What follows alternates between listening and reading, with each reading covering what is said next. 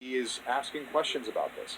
And does that mean that he wants to do something about it? Well, it's more complicated. Can he do anything about this? Doesn't seem like anyone could. And so also, he's looking around, he's raised the express purpose to destroy Jedi Knights. And during the Clone Wars, he did. He killed a lot more Jedi during the Clone Wars than we are aware of. We hinted that he was on a spree with Savage Opress, but that went further than people think. Oh. And so that was what he was born and raised to do. That was his sworn enemy, and now they're gone. Huh. How does he feel about that? Right. Are we going to see any more of the key players from the Shadow Council in this? Because with this title, my first thought was the Shadow Council. From season 7? Oh, you see, I love a good diversion there. What's going on? Hello. Oh, I'm sorry, what? Cool. I knew you would dodge me on that one. Because I want to see so many more of those players in this. But in the trailer, we did see Merrick. So what can you tease about that kind of clash there that we see in it? Is it Merrick? Or is it just somebody else with a really rad lightsaber? I mean, what's that like? What's that like if you're a classically trained Force user? Right. With discipline and perhaps not a traditional sense of honor, but some sort of structure to your life. What would it be like to meet an Inquisitor? What is that like? What is that about? Who are these guys? What are they about? What principles do they fight under? Because lightsaber fights throughout Star Wars have always been about one value versus another. This is why the Jedi, when they fight battle droids, they just cut through them like they're nothing. Because there's no principle. They're fighting against something that has no principle, no value. And so the Jedi, they're like not even there. However, Sith versus Jedi, those are two diametrically opposed values. Yep. But what value do the Inquisitors exemplify? And how does Maul feel about that? Going from Jedi to Inquisitors? What is that? How does that make him feel? What is that about? I'm excited to see that matchup. It looks really cool in the trailer. And I'm also curious, for my last question with you, what can you tease about this apprentice character that is coming in? That we see an apprentice character? Well, that's awesome. Tell me about that. The Twi'lek that we saw. Twi'lek. What's a Twi'lek? I think they have cool, pink skin sometimes green skin. Okay, hair made of tails. Yes. Interesting. Well, what can I tell you? I can ask a question. How does Maul, not the Sith, how does Maul train an apprentice? What are the ways that he thinks that you do this correctly? What are the values that he wants to pass on to someone to make sure that they can survive? Yeah. What is his worldview that he is trying to pass on? And I got to say that question in particular is really fun to explore. Really fun. I'm excited, and I know a lot of people are excited to see that trailer, so hopefully it comes out soon for everyone to see. Thank you again for joining us here in Tokyo. Thank you very much.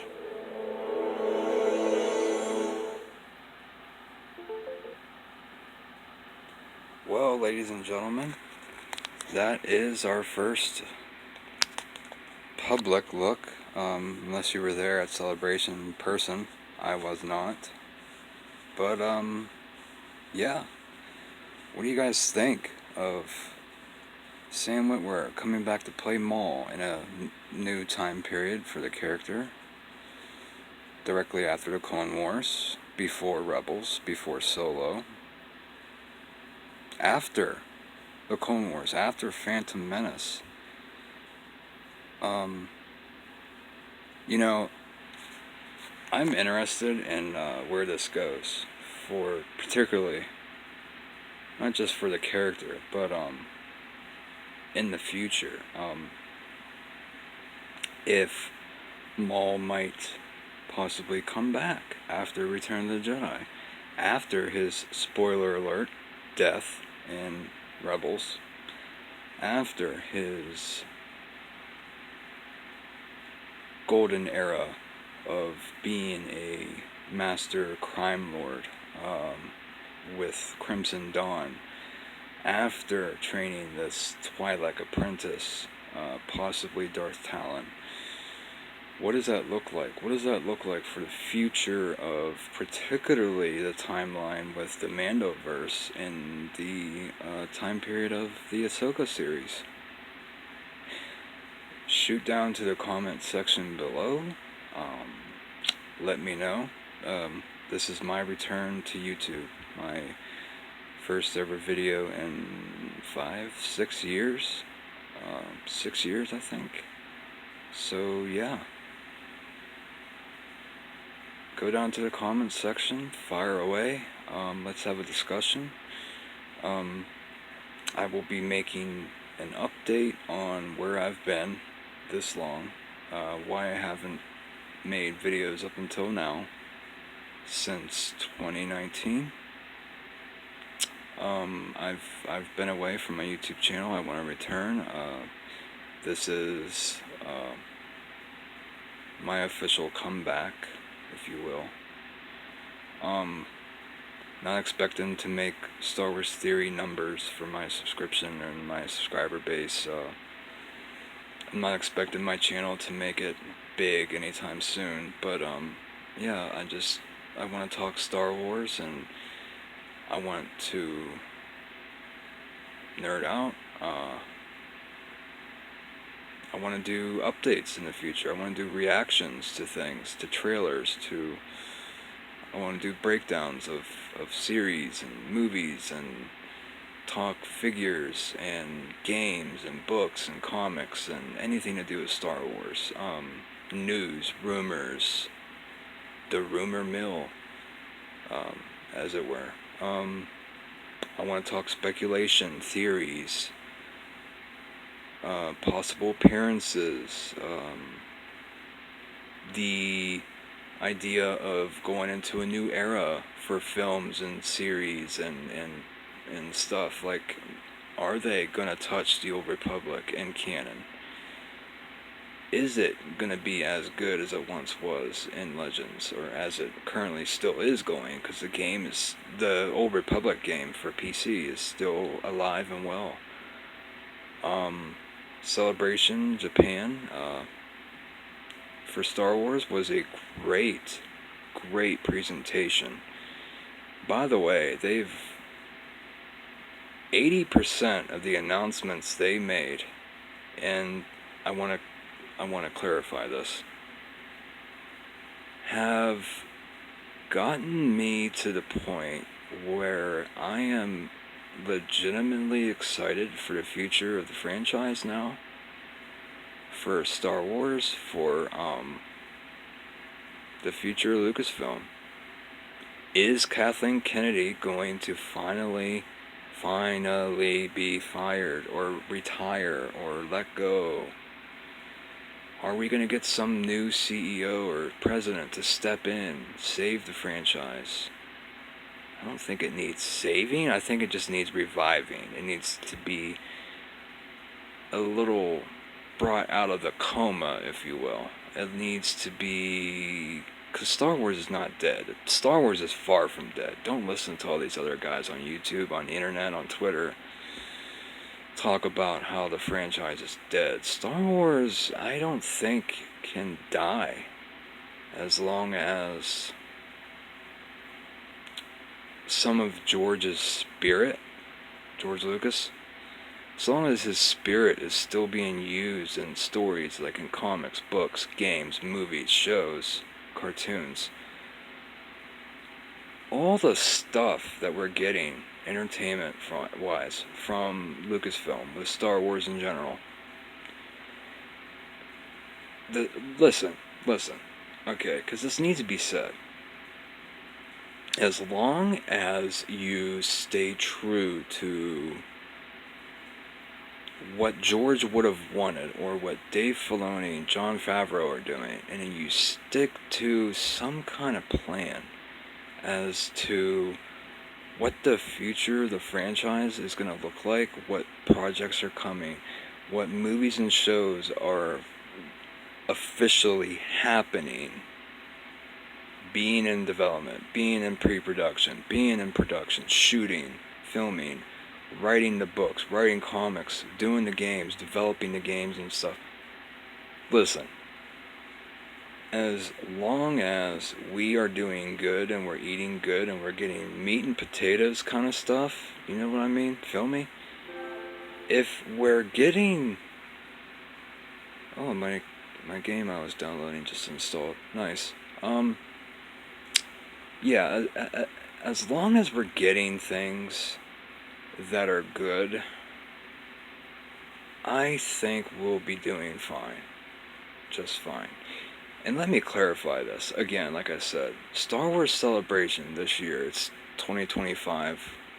It's currently, as of filming this video, sorry for not editing, by the way, I just wanted to get this out there. It is currently April 22nd. Andor premieres tonight. It's Season 2, first 3 episodes. Today is Tuesday, April 22nd, 2025. Again, as of recording this video. And I want to clarify something, okay? Because this needs to be said. A Star Wars Celebration that has brought announcements to the table concerning the future of the franchise has not gotten me this excited in literal years. Literal years. Josh from Den of Nerds also said the same thing. Shout out, by the way. I agree. I am more excited than him, though, because I've been enjoying a lot of the things. But I've also been very apprehensive, very cautious, cautiously optimistic, cautious every time I see a trailer, every time I hear news, every time I hear an announcement, this movie, that movie, and then it all gets shelved, put away, put on the shelf. Listen, they need to quit making announcements unless they're serious about things. If they're going to make an announcement, they need to make sure 1000% that this project is going to happen. You know how many times they've said, oh, this movie, this show, that show is happening, and then we hear months later or weeks later, sometimes days later, that, oh, we've let this director go, we've let this showrunner go, we didn't like the writing, we didn't like the direction, creative differences, all this stuff happening. Ladies and gentlemen, Wookies, Twileks, and droids, I am tired of it. I am just done. Okay? Make an announcement. Talk serious about a project. Talk serious about a show, a movie, a book, a game. I don't care what it is. And be serious about it. Follow through on what you're saying is happening, okay? Follow through. And this is a message to Lucasfilm, okay? If you're listening, if you happen to watch this video, if you happen to come across my small, tiny YouTube channel, make this clear to the fan base. I am one of those fans that wants to be very excited, that wants to buy your product, that wants to enjoy this franchise that I've sat with since I was literally 6 years old, like Andor says in Rogue One. I've been in this fight since I was 6 years old. I've been there since I was 6 in this franchise, if you look, okay? I have a poster on my wall right here, okay? The Empire Strikes Back. Let me get the lighting correct. There we go. This is my Star Wars, okay? Battlefront 2. I love that game. I've been there since day one, okay? I got the poster. My Star Wars, okay? Let me do something real quick. Let me show you something else. Forgive me for being just so excited and nerding out right now, but my Star Wars, okay? Dark Empire. Not the best, okay? I will admit it, not the best Legends story, okay? I'm not being very good here with my marketing. My Star Wars, okay? Very good example of good canon stuff. The Rise of Kylo Ren, highly recommend it. This, by the way, Shadows of the Goddamn Empire. Issue 1, Issue 2, Issue 3.